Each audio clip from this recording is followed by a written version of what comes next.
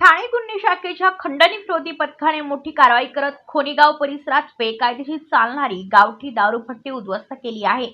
अवैध हातभट्टी दारू तयार करणाऱ्या ठिकाणाहून पोलिसांनी तब्बल 2,40,200 किमतीचा मुद्देमाल नष्ट केला। ही कारवाई 28 नोव्हेंबर 2025 रोजी करण्यात आली। खंडणी विरोधी पथकातील पोलीस हवालदार आशिष ठाकूर यांना गुप्त बातमीदाराकडून माहिती मिळाली की जयेश ठोंबरे हा खोणी गावातील नाल्याच्या बाजूच्या झाडीत अवैध गुळ नवसागर मिश्रित वॉश वापरून हातभट्टी दारू तयार करतो। त्यानंतर सहाय्यक पोलीस निरीक्षक सुनील तारमळे यांच्या नेतृत्वाखाली पथकाने 2 पंचांसमक्ष छापा टाकला आणि पुढील मुद्देमाल नष्ट केला।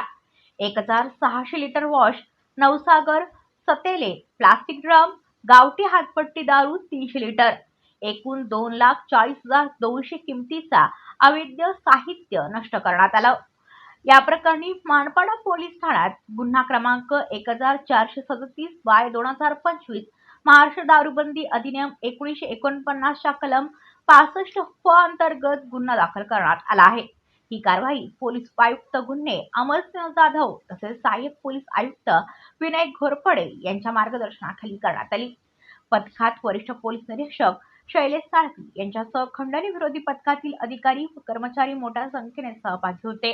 या धडक कारवाईमुळे परिसरातील अवैध दारू निर्मितीला मोठा चाप बसला असून पथकाच्या कार्याचे सर्वत्र कौतुक होत आहे। ब्युरो रिपोर्ट ठाणे पनवेल वार्ता न्यूज।